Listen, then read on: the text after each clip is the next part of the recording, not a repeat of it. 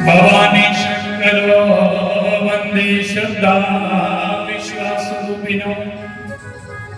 याव्यभिनाच पश्यन्ति सिद्ध्यशान्तस्त्वमीश्वरो मनोयवं मरुततुल्यवेगं जितेन्द्रियं बुद्धिमतां वरिष्ठं वातात्मजं वानरयूतमुख्यं श्रीरामदूतं शरणं प्रपद्ये। श्री गुरु चरण सरोज रज निज मन करो सुधारी वरण रघुवर विमल जस जो जायक फल चारि। या देवी सर्वभूतेषु शक्तिरूपेण संस्थिता नमस्तस्यै नमस्तस्यै नमस्तस्यै नमो नमः। कुलानं शुभदां शान्त सर्वदा कुलप्रदम् आयुर्बलं यशो देहि कुलदेव नमोस्तुते। रामदूताय विद्महे वायुपुत्राय च धीमहि तन्नो कपिः प्रचोदयात्। नमो भगवते वायुनन्दनाय नमः। बोले सतगुरुदेव भगवान की, बोले कुलदेव भगवान की। श्री महाशक्ति चंपा शास्त्री महाराज की,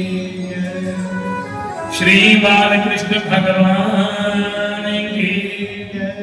श्री वृंदावन बिहारी लाल की, जुगल जुड़ी सरकार की, सिया रामचंद्र भगवान की, पवन सुत हनुमान की, उमापति महादेव की, सच्चिदानंद भगवान की, सर्व संतों की, सर्व भक्तों की। मैं मेरी सच्चियां जोतां वाली माता तेरे सदा जयकारा शिरा बलिदा बोल सच्चे दरबार की जय। जय जय श्री राधे, जय जय श्री राधे, जय जय श्री राधे।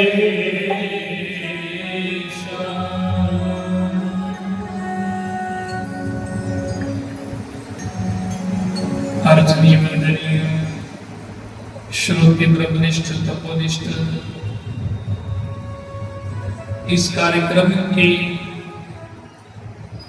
सूत्रधार कर्णधार और इस आध्यात्मिक विराट सम्मेलन के परम अध्यक्ष हमारे परम आदरणीय महंत श्री मदन जी महाराज, मंच पर विराजमान अभी जिनके मुखारबिंद से आप सब लोग बड़ी ही सुंदर चर्चा श्रवण कर रहे थे। हमारे परमादरणीय श्री श्री हजारात महामंडलेश्वर स्वामी राजेश्वर जी महाराज, सब उपस्थित समस्त विद्वत प्रेमी महानुभाव, हमारे विप्र आचार्य वृंद, संगीत आचार्य वृंद, भगवत चरण अनुरागी, समस्त श्रोती स्नेहमयी भक्तिमयी भगवती स्वरूपा आदरणीय मातृशक्ति एवं समस्त श्रोतागण, आप सभी के हृदय में विराजमान और प्रेरित जनवंश बने उस परमपिता परमात्मा श्री राधा माधव जी के श्री चरणों में कोटि कोटि दंडवत प्रणाम करते हुए सिया राम मैं सब जग जननी करूं प्रणाम जोरी जो पानी। तो आइए, आज बड़े ही सौभाग्य की बात है कि महाराज जी की अध्यक्षता में चल रहे इस आध्यात्मिक विराट सम्मेलन का जिसका आज द्वितीय दिवस जो है, आज दूसरा दिन जड़ा ਉਹਦੀ ਪਹਿਲੀ ਸਭਾ ਜਿਹੜੀ ਹੈ ਸ਼ੁਰੂ ਹੋ ਚੁੱਕੀ ਦੀ ਹੈ और बड़ी सुंदर चर्चा तुस लोग श्रवण करा करते हैं और ये 5 दिन का सम्मेलन जिहड़ा आज दूसरा दिन चला करता है और 3 दिन नहीं है ना क्योंकि समय का सजनों कोई पता नहीं चलता। देखा जाए कि समय की एक अपनी रफ्तार है, समय अपनी तीव्र गति करने चलता है ना कि समय किसी का इंतजार करता। समय निकली ना फिर इंसान पछताना कि मैं अपना समय इन्हें बेहतर करवाई हुआ इन्हें सारी जिंदगी का भी कुछ हिस्सा बीती है और कुछ बचे का वो भी इन्हें बीती है ना जेड़ा बीती है तो पता उदा भी नहीं चलिया। दिखते दिखते कई का बचपन चली है और जवानी आई गई, कई जवानी चली गई, बड़ा हवा करता ते पाई के बचपन के दिन की रेत रोली जवानी की जे जवानी ने नहीं तो रोना बुढ़ापा भी नहीं क्योंकि ये समय का कोई पता नहीं चलता। तो इस वास्ते असें समय अपना व्यर्थ नहीं करवाना चाहिए। समझदार व्यक्ति वो है जिहड़ा समय का लाभ उठाए, समय का लाभ उठाए और चलती गंगा विच जिहड़ा बंदा डुबकी लाई लाई इत्थे ज्ञान की गंगा चला दी ना, ये ज्ञान की गंगा जिहड़ी है पूज्य महाराज के द्वारा हर साल सम्मेलन होता, ये ज्ञान की गंगा है। एक गंगा वो है जिहड़ी भागीरथी गंगा, उस गंगा विच सारे नहीं पी सकते, किसी को पैसे हो गए, किराया हो, समय भी हो तो फिर बंदा समय कढ़िए फिर हरिद्वार उस गंगा विच डुबकी लाई सकता, उस तरीके में जा सकता। और एक ज्ञान की गंगा जी संत महापुरुष जिथे जान उथे ज्ञान की गंगा ली होती और तुम लोग इस ज्ञान की गंगा विच डुबकी लगा करते हो तो इस वास्ते उस समय का लाभ उठाओ क्योंकि मनुष्य का शरीर बड़ा दुर्लभ है और मनुष्य शरीर ये कोई खाने पीने या भोग भोगने वास्ते नहीं मिलेगा। सानू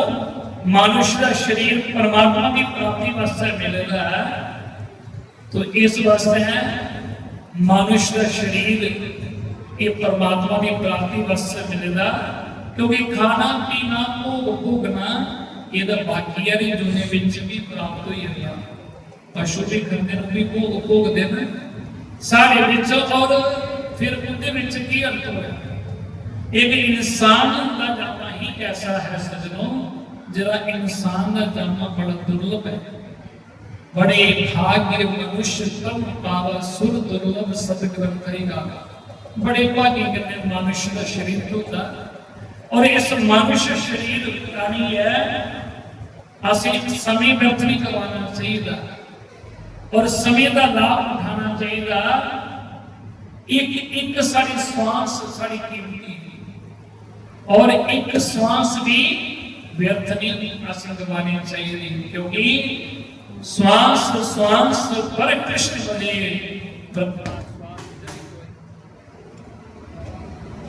श्वास श्वास श्वास श्वास पर कृष्ण बदे वृथा श्वास जन होए ना जाने का श्वास की आवन हुए ना हुए। भाई एक साल रहता है पता नहीं दोबारा साल मुड़िया होना क्या नहीं होना, ओदा भी कोई भरोसा नहीं है। तो इस वास्ते है समझदार व्यक्ति को जरा अपना एक श्वास भी व्यर्थ चली जाए पश्चाताप कि मेरा एक श्वास मेरी व्यर्थ क्यों करेगी, पर सारे का सारा जीवन इन्हें सजनों व्यर्थ गवाई पड़े। ये मनुष्य का शरीर मिला है सजनों, दोबारा मिले या ना मिले इसकी कोई गारंटी नहीं, इधर कोई गारंटी नहीं है कि दोबारा सब दोबारा है। मनुष्य का शरीर मिलना जब नहीं मिलना क्योंकि परमात्मा ने कोई साढ़े नाम का कोई पक्का इंतकाल नहीं किया। नाम भी साढ़े नाम की तो पक्की रजिस्ट्री करनी दी है कि सब दोबारा बार बार हो जाए। इतने बड़े बड़े कर्म करते करते कई ऐसे करनी छोटी जी करनी होती है तो सचमुच में भी एक मनुष्य शरीर बना पे भागवत में कथा होती ना जड़ भरत जी महाराज का प्रसंग होता जड़ भरत की कथा होती कि जेडे एक राजा है राजपाट सब कुछ छड़ी है एक संत बने और संत बनी है बड़ी तपस्या की पर इनके बच्चे कहना इन्नी ममता इन्ना लगाव हुई कि उस संत जिन्हें घर बार राजपाट सब छड़िया पर इनके बच्चे कन्ने मोह ममता हुई ओदे पूरी परवरिश करते करते ओदे कन्ने इन्ना लगाव हुई इन्नी ममता हुई कि परमात्मा का नाम छड़ोई उस इनके बच्चे कन्ने का लगाव हुई क्योंकि परमात्मा की माया बड़ी विचित्र है सज्जनों क्योंकि भगवान की माया को बचना बड़ा मुश्किल है जिन्हें राजपाट सब कुछ छड़िया घर तुसी छड़ी पर इनके बच्चे कन्ने वो ममता होगी संतमात लोग घर गृहस्थी कहते बस छड़ते घर परिवार जेडे संन्यास हो जाते कहते बस है परमात्मा की प्राप्ति बस चलो गृहस्थी छड़ी है पर इतने बड़े बड़े देखे जेडे आदमी महाराज हैं बोले हम गृहस्थी नहीं है हमने गृहस्थ को छोड़ दिया पर गृहस्थी से छड्यो नहीं पर मोह ममता फिर भी संसार में गृहस्थी को भी ज्यादा नहीं है फर्क इतना है कि गृहस्थी की अपने परिवार करने बच्चे करना पर बड़े बड़े सज्जनों भगवान की माया बड़ी विचित्र है कि घर कृषि छड़िए भी कुछ न कुछ परमात्मा की माया हो जाई है कुछ न कुछ चक्कर में पाई होगी ये भरत जी महाराज इतने बच्चे करने की मोह ममता हुई आए थे हरि भजन को परकोटन लगे कपास पर आए ना परमात्मा की प्राप्ति वास्ते और कीड़े कमे कीड़ी इनके बच्चे करने लगा हुई और जो अंत समय आया उस संत का क्योंकि प्रसंग बड़ा लंबा है वो कथा आती है कि भरत जी महाराज जो अंत समय आया ना मृत्यु का समय तो उस मृत्यु के समय मंदिर पक्षी ध्यान उधर चलिया इनके बच्चे पक्षी उसी पानी को बुलाया किसी घाह को खिला और उस इनके बच्चे के वियोग में प्राण त्याग दे कहते ना अंते या मती ताकत अंत समय में जुदर ध्यान जहां मध्य पक्षी के पुत्र के परमात्मा प्रति मुड़ी उठ के जुड़ता और क्योंकि संत महात्मा लोग तपस्या करते साधना करते कहते वास्ते अपनी मृत्यु की सुधारने वास्ते अंत समय की मृत्यु की सुधारने वास्ते आज कथा सुनने सत्संग सुनने भजन सिमरन करने आज लोग भी अपनी मृत्यु की सुधारने वास्ते ताकि अंत समय मरदे वक्त ध्यान परमात्मा का पकीदा है पर परमात्मा की माया बड़ी चित्र बड़े बड़े न जाइए अंत समय भी कंठ अवरुद्ध हो जाता पर परमात्मा का नाम नहीं आता मैं गल कर रहा भरत जी महाराज का अंत समय आया इनके बच्चे का ध्यान करते करते प्राण त्यागे और अगला जन्म उस संत की इर्न बनना पईया ये तो सब कथा जानते हो इर्न बनना पईया क्यों क्योंकि इनके बच्चे के साथ लगाव होया और वो चलो एक छोटी जी कटी को खुंदिया एक इनके बच्चे के साथ लगाव होया ते इर्न बनना पईया ते विचार करो सजनों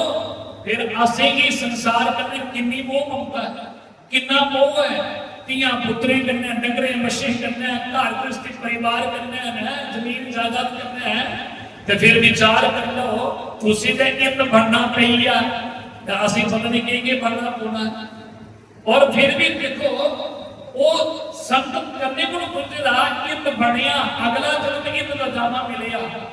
पर इर्न बनिए बड़ा पछताया याद सब कुछ रहा देखो भक्ति बंदगी नष्ट नहीं होती अगर कोई साधना करता तपस्या करता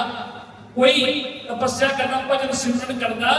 पर ओदी साधना ओदी उपासना कदे नष्ट नहीं होती मंडिया के इंसान ओदा कर्म करते करते उसके कर्म को खुद भी जागना ओदी तपस्या जेडी है फिर भी उसी उदे न कुदा जाइए कुदा उसी बजाय ओदी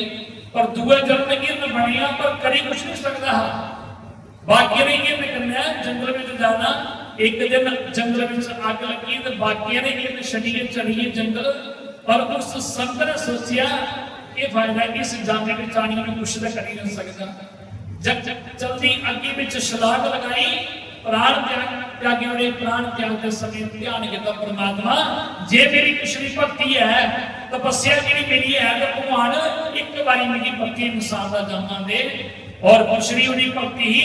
फिर इंसान का भक्ति के मनुष्य का शरीर होया। एक ब्राह्मण कुल में अंगिरस